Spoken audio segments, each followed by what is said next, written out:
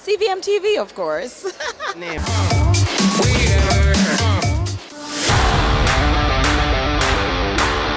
It's time. Welcome to High School Pitchside. We have another fascinating episode for you.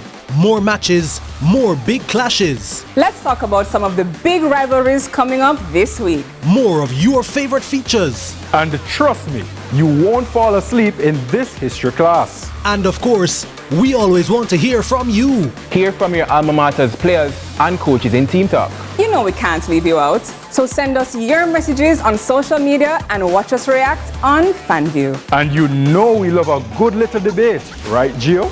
We've got you covered all season long on High School Pitchside. High School Pitchside, your ultimate guide to all things schoolboy football, Thursdays at 8 p.m. on CVM TV.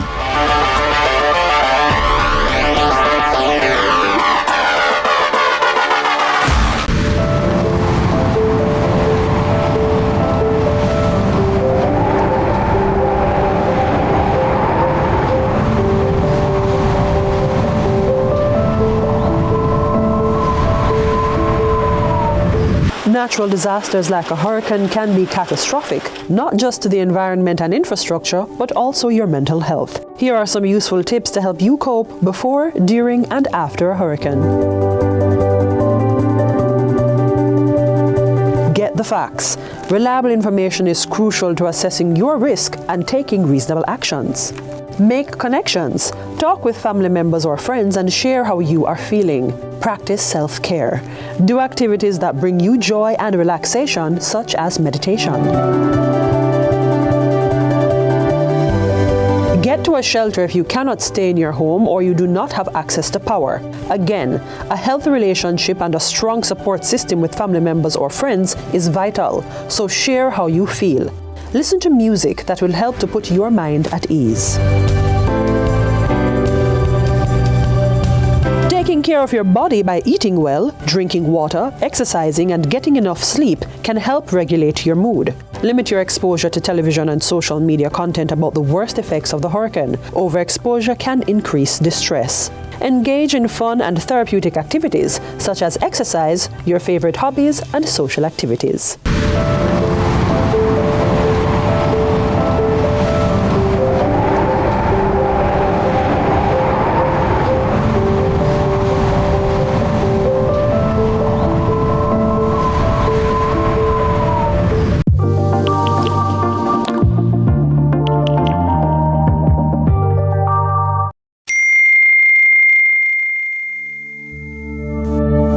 Mammogram can shape your motherhood.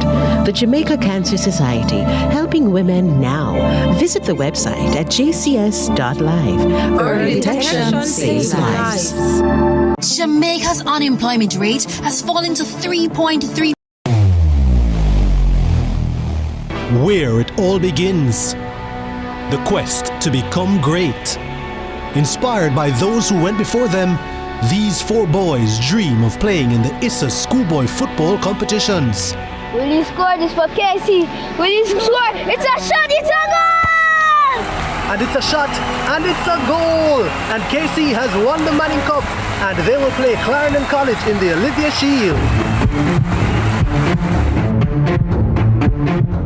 This is Watch the Weather Hurricane Tips. We are in the Atlantic hurricane season. For a couple days back-to-back, we have experienced heavy rainfall, which resulted in flooding across the Montego Bay and Kingston areas. This should be a clear indicator that we ought to be prepared. Replace or stock up on emergency supplies, for example, batteries for radios and flashlights, kerosene lamps, kerosene oil, and matches paired with candles. Having a generator as a backup is always a great idea. Ensure the generator is outside and is 20 feet away from windows and doors to prevent carbon monoxide poisoning. Prepare first aid kits. These are important. If you have never had an emergency kit in your home, hurricane season is the perfect time to ensure you have this prepared to manage injuries, illnesses, or any other emergencies. Painkillers are a must-have. Benadryl, any prescribed medications for medical conditions, ensure you fill them as soon as a hurricane watch is announced. If medicines needs to be refrigerated, fret not. Ice in an igloo will do the trick. Non-perishable food items is a must-have. During Hurricane Beryl, we all saw the rush in meat shops. People, it's not advisable to buy raw meat during a hurricane. Power outage is usually expected. Anything can happen where restoration of power outage is concerned. People, especially in the rural areas, might be out of electricity for a few days. I'm Giselle Mills, and those were your hurricane tips. Be safe and see you next Monday. Watch the Weather is brought to you by Farco, tough solutions for tough.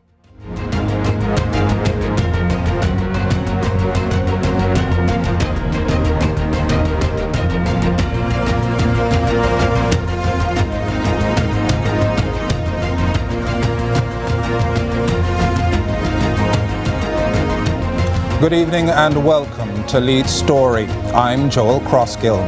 Tonight we're tracking Tropical Storm Melissa, which continues to strengthen as it moves westward across the Caribbean Sea.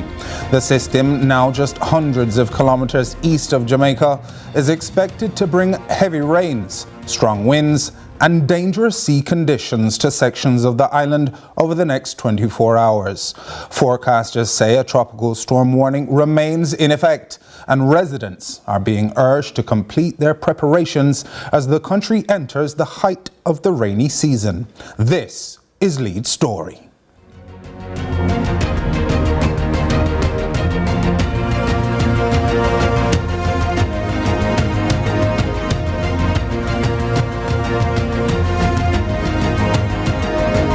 Welcome back. Meteorologists are warning that the system could intensify as it approaches the island, bringing periods of heavy rainfall, flash flooding, and landslides, especially in eastern and southern parishes. The Office of Disaster Preparedness and Emergency Management, ODPEM, has placed all parishes' disaster committees on alert. Shelters are being readied, and local authorities have been directed to position emergency supplies in strategic locations. Prime Minister Andrew Holness earlier declared Jamaica a threatened area on the Disaster Risk Management Act, empowering the state to implement emergency measures to protect lives and property. To discuss the issues and how it's impacting sections of Jamaica, we understand that we'll be joined by hotelier Jason Hensel. Jason, Mr. Hensel, are you with us? I am. Thank you for having me on the program. Welcome. Thank you so much for joining us. Could you tell us, you're in St. Elizabeth currently? I'm in Treasure Beach, St. Elizabeth. And, I have to say that persons down here have taken the threat of this Hurricane Melissa very, very seriously. And I am very impressed with the state of readiness. Well, firstly, let me say, the good news is it's not yet a hurricane. They had predicted that by 4 o'clock today, it would have been a Category 1 hurricane, which is 95 miles per hour. This storm is still at 65 miles per hour. So I must say that we've had a lot of warning, and the good news, at least in this area and adjoining areas, is that the warnings have been taken seriously. I have been in touch with various members of parliaments. I've been in touch with our mayor here in Black River. I've been in touch with the parish manager for disaster preparedness, the NWC, JPS. I've also have good news in that our international partners that came out after Beryl, Global Empowerment Mission and the Central World Kitchen, are in Jamaica and are ready to act. GEM is already here, and World Central Kitchen are planning to come to the middle of or end of next week. So, it's good to see that the Prime Minister has, raised the alarm and basically put everyone on warning. And I really do think that, if I'm to go by what I've seen in Treasure Beach, for instance, all of the fishermen, every single boat, if you go on any fishing beach in Treasure Beach, you won't see one boat. They're all pulled up and taken to higher ground. some take on even on records as far as a half a mile away from the beach. The farmers, of course, are the persons who we are extremely concerned about, because unlike the fishermen, they can't take up their crops. Hurricane Beryl is still very, very fresh in everybody's mind, which is a good and a bad thing. Good in that we would have remembered things that we needed to do, and it is fresh in our memory. Bad in the case of, some persons have been better off since Beryl, because they would have been able to have the resources to, let us say, improve their roofing. In some cases, move from a zinc roof to a deck roof. Some persons would have gone back to the same, and some persons may have weaker roofs because of that. Over the last 21 years, we would have seen Ivan, we would have seen Dean, and we would have seen Beryl. And living on the coast, having a business on the coast, the two types of hurricanes coming from the coast versus coming over the land are very different types of weather systems. Mr. Hensel, so, could you tell us what are conditions looking like as we speak? Well, the sea is quite calm. The day was calm. We had a little bit of drizzling at about 2 to 3 o'clock this afternoon. And to be honest with you, this is like my 4th hurricane now that I'm going through in the last 20 years. And, it's actually normal for the 2 or 3 days leading up to a hurricane for there to actually be very beautiful conditions. But I guess that's where the term, the calm before the storm comes. Absolutely. But persons really are taking it seriously. I think I'm impressed with the amount of information that has gone out. I've also spoken to some shelters. What is a challenge, to be honest with you, with some of our shelters, though speaking clearly, is that a lot of our schools in Jamaica, which are designated as the shelters, most of them have breeze blocks. So for instance, you would look at a school like Newell High School, of which I'm chairman of, and you would think that you would get a tremendous amount of space to house persons, but in actual fact, you can't, because most of the rooms would have breeze blocks. So, we have to look at these things in the future and see how we can always learn from how we can improve upon things. Mr. Hensel, would you say you're fully recovered from the passage of the previous storm, Beryl? I would say yes. Thank goodness we had insurance for our property and a good insurance broker in Fraser Fontaine and Kong.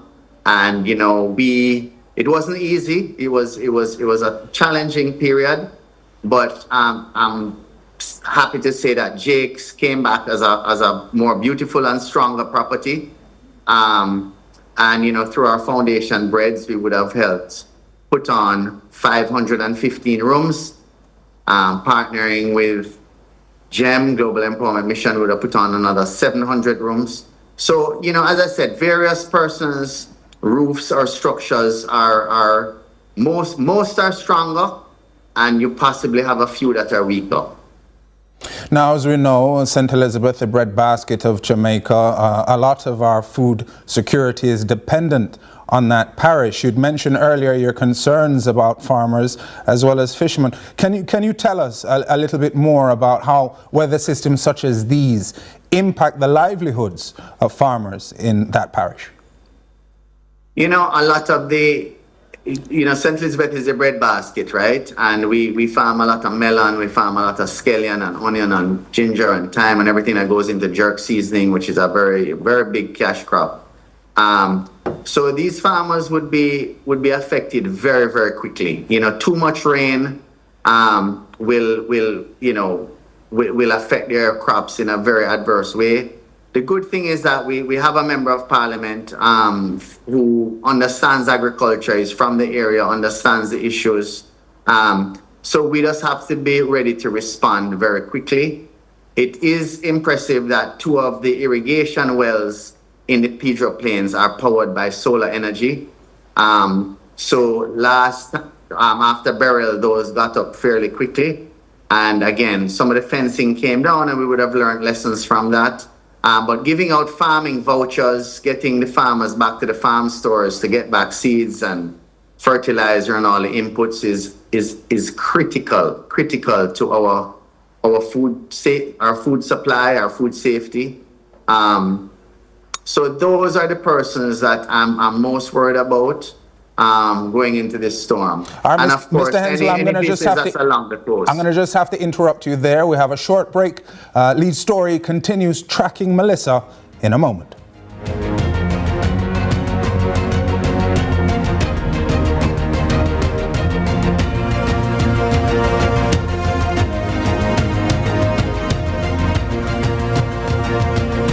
Jamaica's unemployment rate has fallen to 3.3%. Yeah, man, this is Nadine Sutherland, because we triumphant, because we not stay down, we not go down. Stop one like we are, because we triumphant. Yeah, this is Nadine Sutherland. Big it up, Rockers TV with Urchin.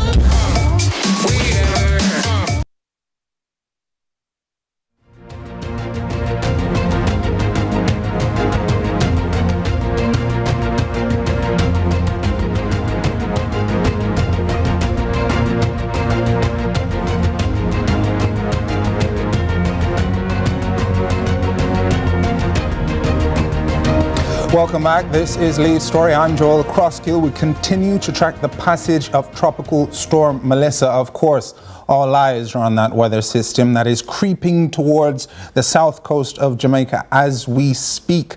Certainly concerns are evident in the parish of St. Elizabeth. We've been speaking with hotelier Jason Hensel about some of the apprehensions ahead of this slow-moving storm. Mr. Hensel. Yes. All right. If you could just pick up from where you left off before the break. Well, I was saying that the importance of getting our farmers back, into their farms as soon as possible is extremely important. There is a high state of alert and readiness, as I said, and I'm impressed by that. It has not been named a hurricane as yet, but we are concerned about the different passages and routes that this hurricane may take, because it has shifted countless times, which of course is causing a lot of anxiety. At first, we would have seen it going further offshore and then going around the corner of Westmoreland. And then we would have seen it going over Kingston, which would have been absolutely very, very bad for the country. And now we're seeing it making landfall in like the Maypen, Clarendon area. So, it's still about 36, 48 hours away from us knowing what track it's going to take. At some point, we do expect it to turn north. And I think that is going to determine the level of destruction that's going to take place in the country. All right, thank you very much for that, Mr. Hensel. If you could just hold on one second. I believe we're joined now by the Minister of Labour and Social Security, Pernell Charles Jr. Minister Charles, are you with us? I'm here. Welcome. Thank you very much for joining us.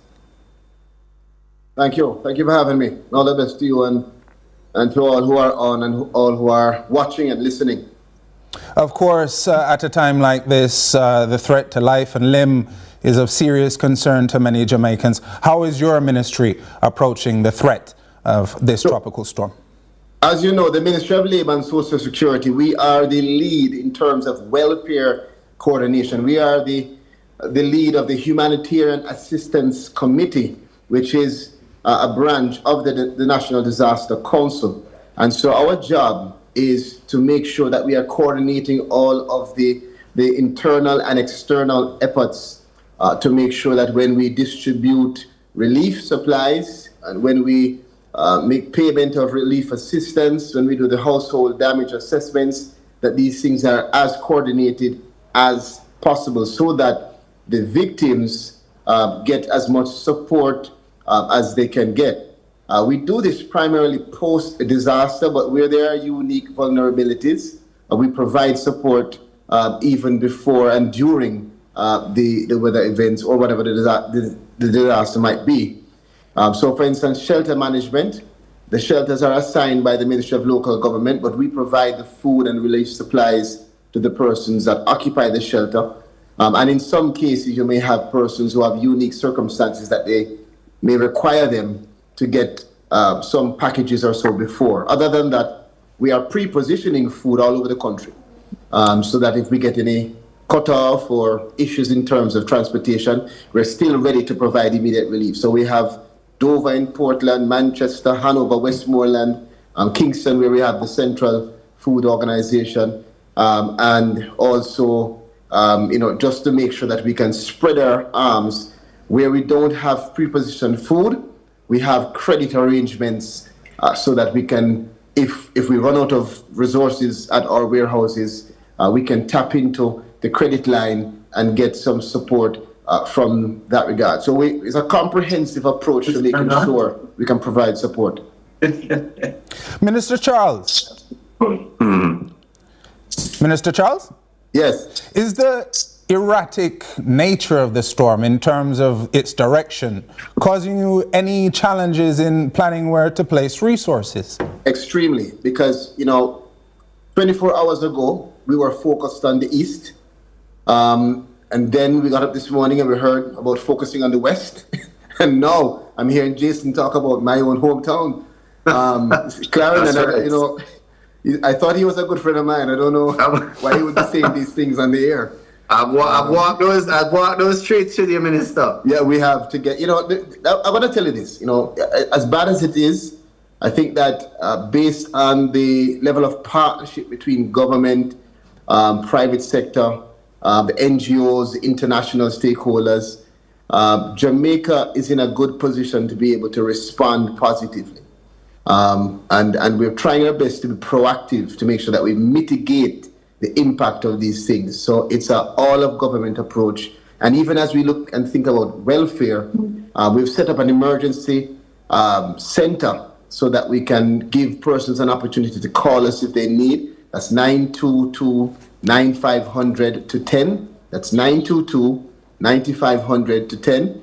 And for persons with disabilities, we also have a line, trying to see if I can remember it, but I'll tell you later, that they can get us on WhatsApp. So the goal for us, Crossfield, is to make sure that we are focusing on those vulnerable categories, vulnerable Jamaicans, so persons with disabilities, senior citizens, anyone who is in a community. That's why we are urging persons who are listening and watching now, this is the time to get up and to be your brother and your sister's keeper. This is the time to look across the street, to ask who is in that house, how is that old lady doing, what's happening to that man down the road. This is the time. You might have to move somebody into a shelter, you might have to help somebody evacuate, you might have to help somebody with some food. This is the time for us to pull together so that we can, again, be proactive and respond as swiftly as possible if and when this hits. Minister Charles, I don't know if you saw the study, but I think Jamaicans came out as the most likely in the world to offer assistance. So that tessellates nicely with what you just said. Of course. In terms of that willingness to assist, how important is it also to be mindful of your own personal safety in certain situations, such as traversing large bodies of water?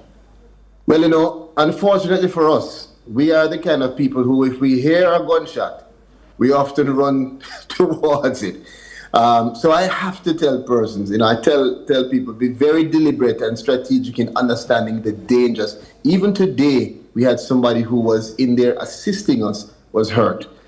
So it's very important for us to take personal responsibility and to be responsible also for those in our household and community by taking the precautions. Use your ears, be informed, stay alert. If you don't have to go and check, if the place is above your chest in water, stay. You don't need to be the one to use yourself as a ruler. because we even had a situation during Beryl where a young man was playing football in the hurricane and lost his life, all right, jumping after the ball. So we ask persons to take it seriously, be proactive, and be preventive.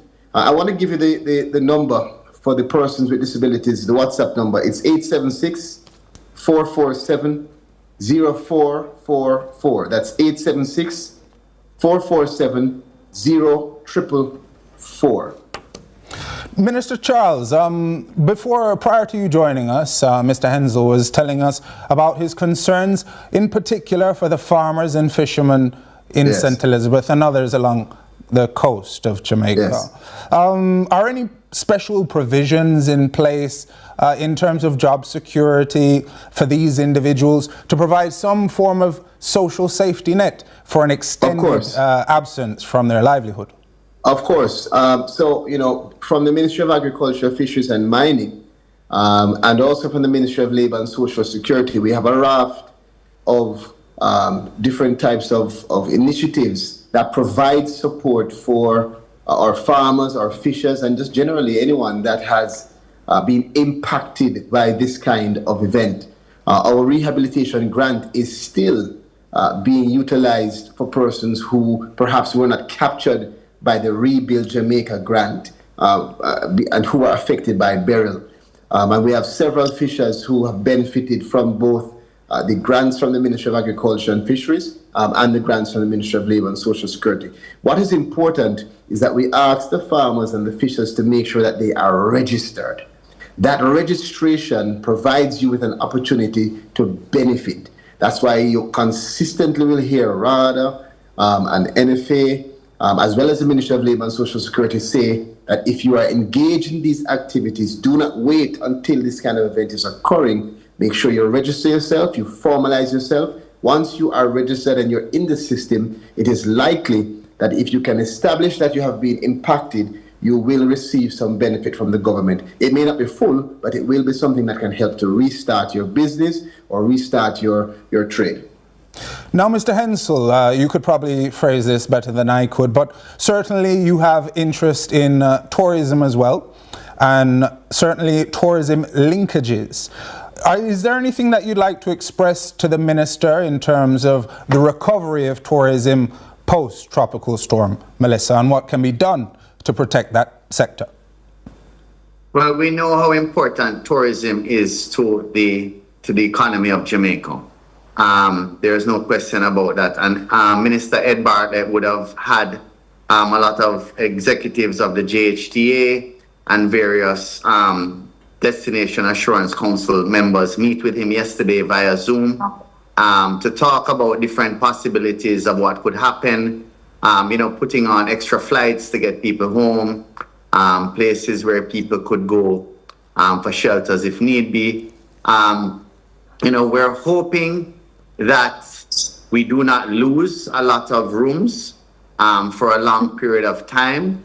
As you said, as Minister Charles said, it was off Westmoreland first and then off Kingston and now going across, Lionel Town and Maypen and through to the North Coast. So we do not know yet what the fallout is going to be, but I will say that, I'm impressed by the government having these 5 different levels of insurance policies, which are triggered based on what happens, what level of damage, what category of hurricane. I really do applaud the government for putting those safety nets in place. So we know that there will be assistance available, and that will be dependent on the type of damage. It was really only the South Coast and Treasure Beach in particular when it came to tourism damage during Beryl, right? Of course, we would have seen loss of productivity from our farmers and our fishermen and so forth. And of course, we would have seen a tremendous amount of residents be affected, particularly in Mr. Charles's constituency of, Portland Cottage, and that whole Lionel Town area. So we're hoping that, residents are going to be as safe as possible. And we, of course, are hoping that the tourism product is not going to be is not going to be disrupted. And if it is, that it will be minimal, because tourism is extremely important to this country. And as you mentioned, the linkages with farming, the linkages with fishing, the linkages with employment, with all types of services that need to make the tourism product, one of the best in the Caribbean. They are the best in the Caribbean. All right, Mr. Hensel, I'm going to have to interrupt you there. I'm going to ask Minister Charles to stand by for his comments on what was just mentioned on the other side of this break. This is Lead Story.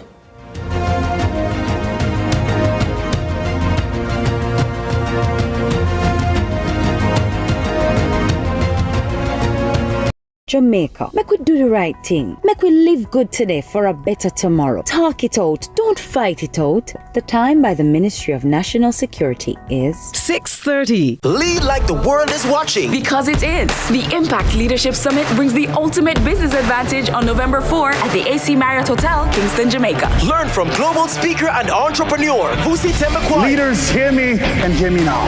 Do they understand the calling and are they God-led? Maxwell Leadership Coach Erica McKenzie. Oxford Road Scholar and global investor David Walcott. Investment guru and Senator Ramon Small Ferguson. This is where leaders rise and impact begins. Sponsored by Creative Brands and Concepts, The Summit, BYD, AC Hotel, and Intelligent Multimedia. For more info, call 876-438-1135. Hey everybody, I'm Yendi, and this is Odyssey with Yendi. In this space, we connect with some of your favorite people as they share their journeys. Here we have some unfiltered conversations as we deep dive into their inspirations, motivations, and experiences to inspire our own life journey.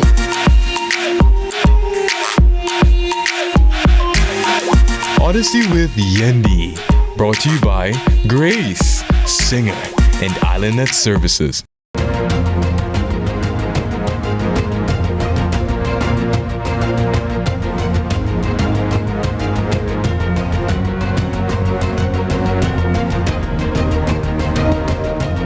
Welcome back. This is Lead Story. We're still plotting the path of Tropical Storm Melissa. Still with us, Mr. Jason Hensel, hotelier who operates on the South Coast, and Minister Pernell Charles Jr. Minister Charles. Yes. All right. Ahead of the break, Mr. Hensel was speaking about the resilience of the tourism sector and the importance of its operation to the country. I know a lot of effort has been put in, particularly on the labor side in that sector. What can you tell us about circumstances like these that test the boundaries of that sector? Well, Jamaica is one of the only countries that boasts having an actual tourism resilience center. And our Minister Bartlett is a champion for global resilience when it comes on to tourism. So we have benefited from that. We've benefited from a lot of training in that regard, and by seeing the architecture of tourism as a priority in this country. And you would have seen us in action during COVID, particularly, where Jamaica was able to be agile and to make the adjustments that are necessary for us to be able to still protect while being able to look towards benefiting from the revenue that comes through tourism. I want to make a point, though, just following what Jason said a while ago. In order for us as a government to be able to respond, whether it is to employees in tourism or farmers or just whoever it is that may be impacted by this, we need to know who you are. And one of the big problems that we've been having over time is identification. This is why I'm a proponent of NIDS. But even if you don't have NIDS, what is necessary is for us to secure our documents. The Prime Minister said it today. I want to echo that sentiment and encourage everyone as we move into this this potential danger. Secure your documents. It's horizontal now. And while you secure it, as you also secure your documents, we ask that you recognize the importance of responding, if necessary, to evacuation orders, particularly if you are in flood-prone or low-lying areas, like my entire constituency. When you look, Mr. Hensel, on the map of Jamaica and look on where you have flood-prone areas, the entire Southeast Clarendon is in blue. So we know what it is. We know the importance of it. but there are still many people who do not listen and do not respond until it is too late. We lost lives in Ivan. We do not want ever to have a repeat of that situation. So I am making a call for us to be proactive, for us to prepare, and for us to listen while we're being informed. So secure your documents, listen to the evacuation orders, look out for the persons in your household and your community, and of course, just be informed, and if you can, try to inform as many people as possible. Minister Charles, a lot of the time people, when tropical storm is approaching, they want to secure themselves, their loved ones, their property. But I wonder how many people give consideration to the essential services who are braving the storms, out there operating in adverse conditions, and sometimes without recognition of their work. Would you like to recognize what they do, particularly in circumstances such as these? Oh, without a doubt. Essential services, in particular, even my social workers, officers that are the first responders, many of them are not even employed to government. Some of them are our partners, the NGOs, the ADRA, the Food for the Poor, the Red Cross, Salvation Army. Some of them just volunteers who all join to be part of the humanitarian assistance effort in responding. And to all of them, we give extreme gratitude because they too, many of them come from the communities. Many of those who were on the ground with me during burial were the same persons who lost their roofs, but they were out for the entire day giving support to the people. So we have to recognize them, we acknowledge them, and that's why we've also tried to give them the training and the support to make this process at least not easier but smoother. So even yesterday, we had a training of trainers to make sure that the new process that we're using for collecting data is well understood. It's going to make the process, the entire mechanism be more effective and efficient. And I think it's going to not just help the people, but help also the staff members and the team members to have a more fluent and coordinated effort on the ground. Mr. Hensel. Yes. All right, you had touched on earlier the importance of those partnerships, international partnerships, local partnerships, and you've certainly done a lot of work on the South Coast to develop those linkages between international players, NGOs, etc. What have you learned from that experience in terms of resilience and how to be able to survive circumstances such as these with partners from diverse sectors? I've learned a lot from working with these NGOs, but the one that really stood out for me was Global Empowerment Mission, GEM, of which Minister Charles would have worked very closely with. Yes. And I'm not sure if he knows that they're already on the island, Minister Charles. Yes. They are one of those NGOs that are, in my mind, a gold standard for emergency response because they move in extremely fast and they take swift action. They trust their partners on the ground. There are other NGOs who do great work, but there's more paperwork, there's more bureaucracy, so to speak. But GEM have just been, in my mind, an unbelievable NGO. And I never knew about GEM before burial. And of course, now that I know Michael Capone and his team, and I follow them on Instagram, they're all over the world doing unbelievable work. And his personal story is one that is really moving. But as Minister Charles would have said, Food for the Poor, unbelievable. What NCB Foundation did after Hurricane Beryl with the match funding, companies like Wisynco. We would have seen another organization called the World Food Kitchen, which came in and set up kitchens and gave out thousands and thousands of hot meals. These are the type of partnerships that we need to pull through. And, no matter what the level of destruction is, if we have support and partnership, we can get through anything. All right, now our discussion is going to be, thank you very much for that, Mr. Hensel. Our discussion is going to be supported by the knowledge and expertise of a meteorologist. I understand we're joined now by Javoy Sawyers. Mr. Sawyers, are you with us? Yeah, I'm here. Welcome. Thank you so much for joining us. Would you be able to tell us the current status of Tropical Storm Melissa? Well, I'm still waiting on that 7 p.m. Update, but as of the 5 p.m., this tropical storm was estimated around 65 miles per hour. Still some ways to the southeast of the eastern tip of the island. The hurricane hunters are currently still flying through the system.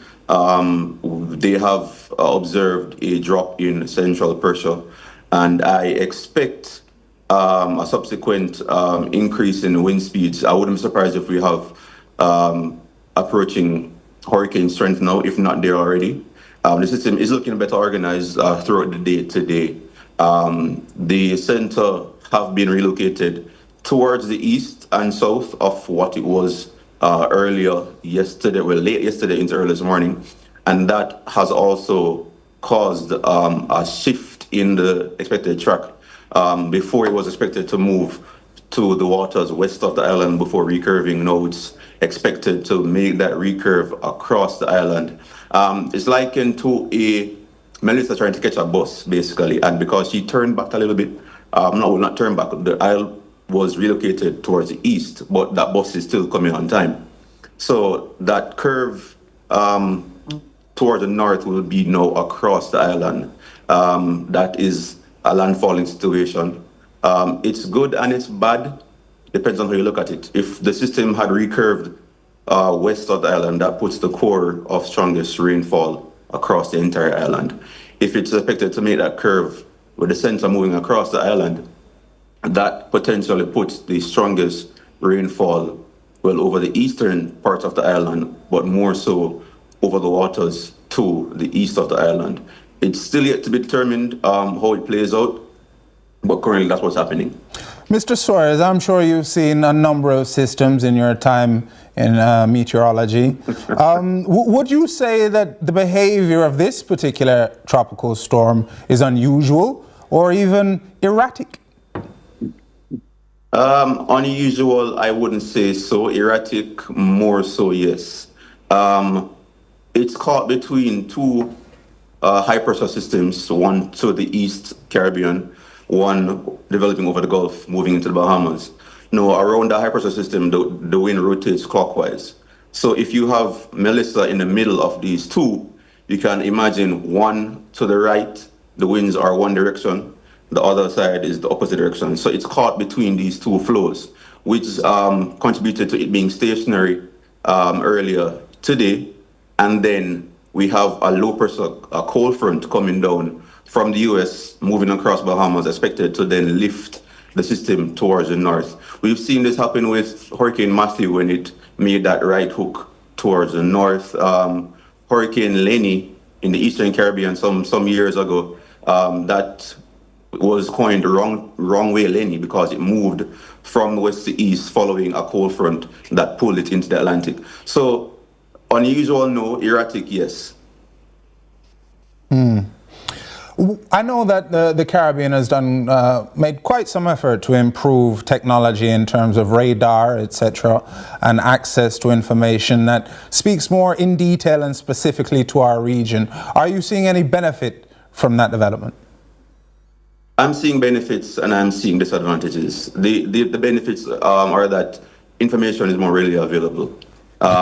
If you want an update, you can go online, Twitter, IG, NHC website. It's readily available. The downside is that it's too readily available. So we have misinformation, we have hype, all contribute to panic. So I'm not trying to make you feel panic. I'm trying to bring you the basics and the science of it all without the hype. But yes, the technology is there and it's advancing. All right, we have approximately 1 minute before we go to break, and I need to hear what you have to say about the slow-moving nature of the system itself. Does that pose unique or particular danger when it passes over our island? Definitely. It's a slow-moving major hurricane. There's no good in that. Expecting the system to move across the island puts the core of strongest winds across land. If it proceeds on this current track, Expecting conditions to deteriorate. It already started in the east with periodic rain, expecting that rain to be more consistent come tonight into tomorrow. And then from there, persistent showers across most of the island with tropical storm force winds extending across the island late tomorrow into Sunday and then progressing into hurricane force Sunday, Monday, lasting into Tuesday if the system maintains the current speed. Javoy Saunders, thank you very much for that update ahead of the break. We are tracking Melissa on the other side of the break. I believe we're joined by another guest, Minister of Agriculture, Floyd Green. Stay with us. This is Lead Story.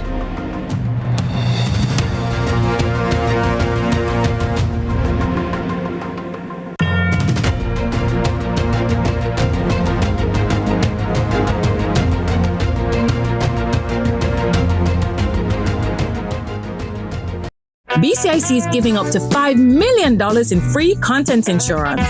We've developed a free online calculator. So anybody in Jamaica, any homeowner can go on to BCIC online.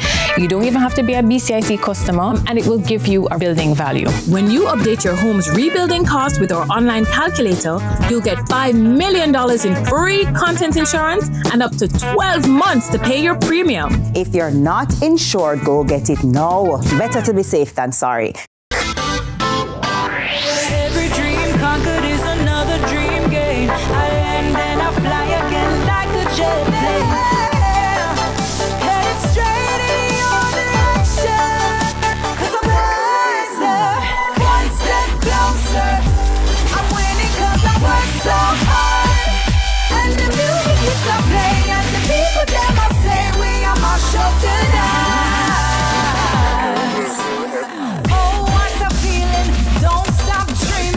Keep on believing in the power of the feeling. Whatever you want, take a chance. Song in your heart, step in your dance. You got a spark, don't put it down. Shine your lights on.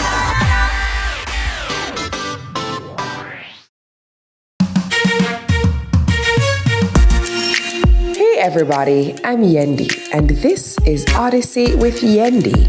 In this space, we connect with some of your favorite people as they share their journeys. Here we have some unfiltered conversations as we deep dive into their inspirations, motivations, and experiences to inspire our own life journey.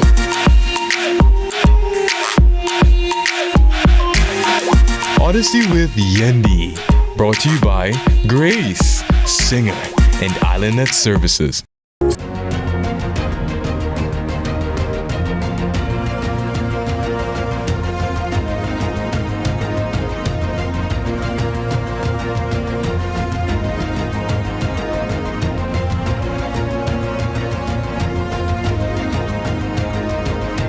All eyes are on Tropical Storm Melissa, hoping its eye doesn't become more defined over time as it approaches Jamaica.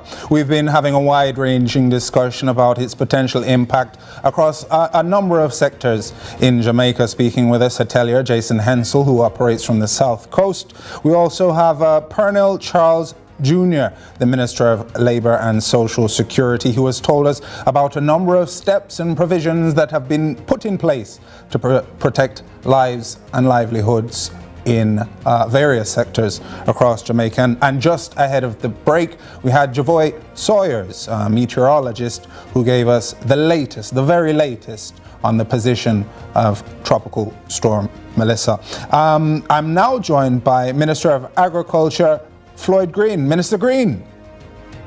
Yes, evening to all your guests, and happy to be here. Thank you so much for joining us, Minister.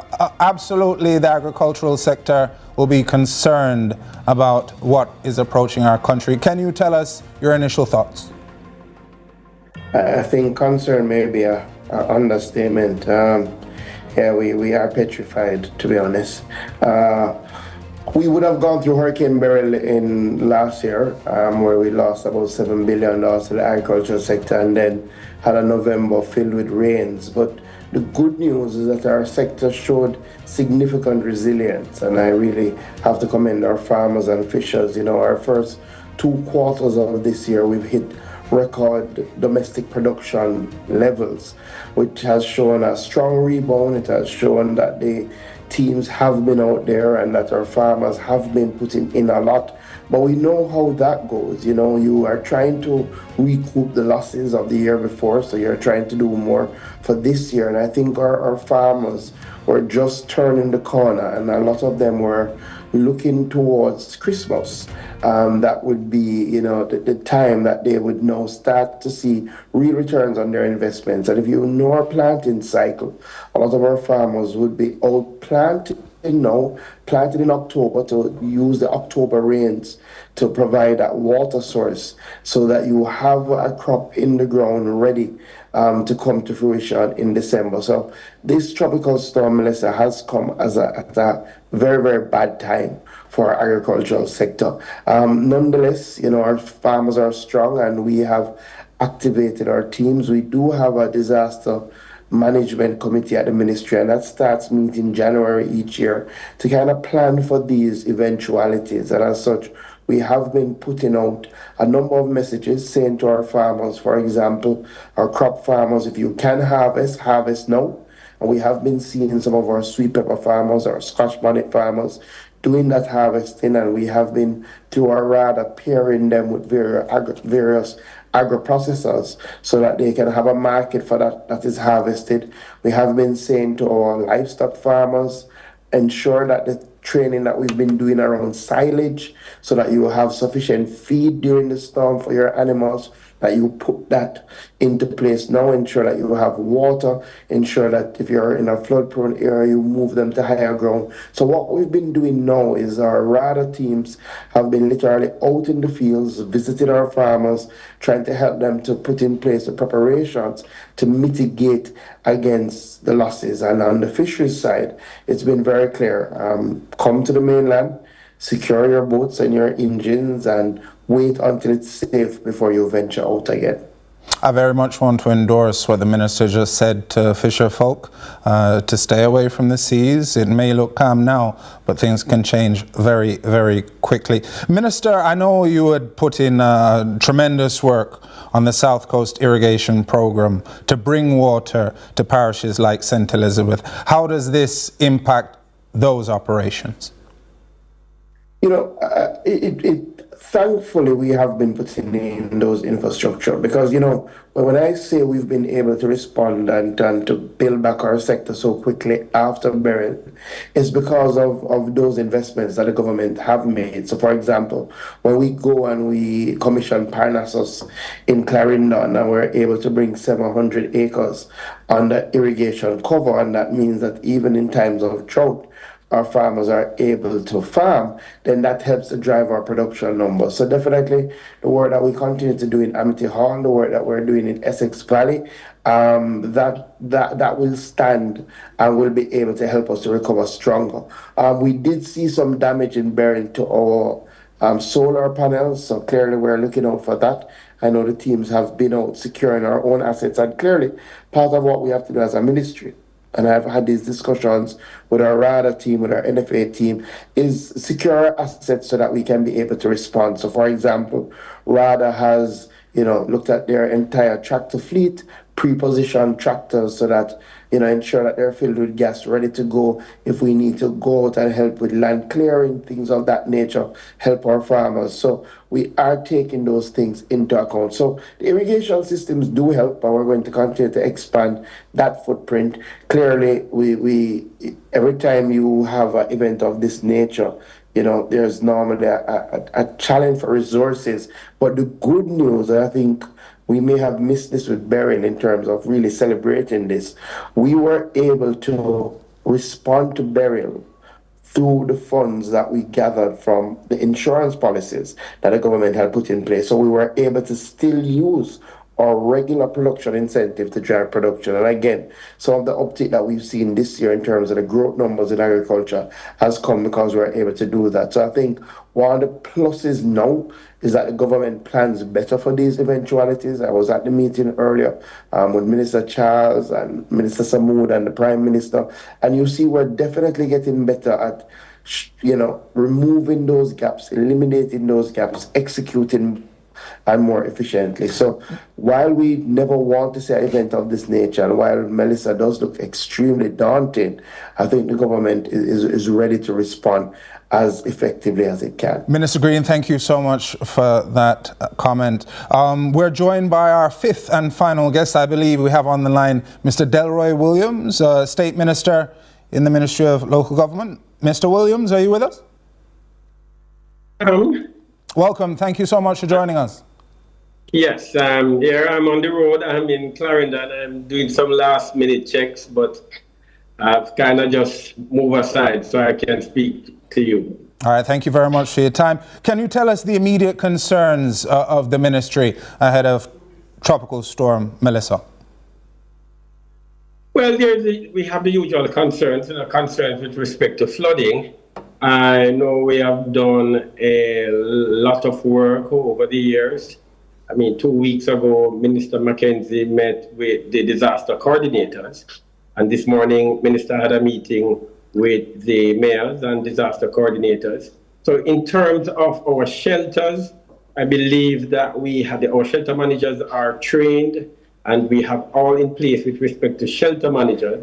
We have checked our shelters across the island and our shelters are in good condition. There are some shelters that come into use more often than others because there are some shelters in critical areas. And so those shelters we are quite fine and they're ready to go. The municipal corporations, the MCs, we are in constant dialogue with them, and they are well coordinated normally to have an effective preparedness and response to a disaster, in this case to a hurricane. We have to have proper almost seamless coordination between the different agencies and ministries and that operate in a setting like we are anticipating. And so we are quite comfortable that the coordination is going well so far. The municipal corporations have had their parish disaster committee meetings, and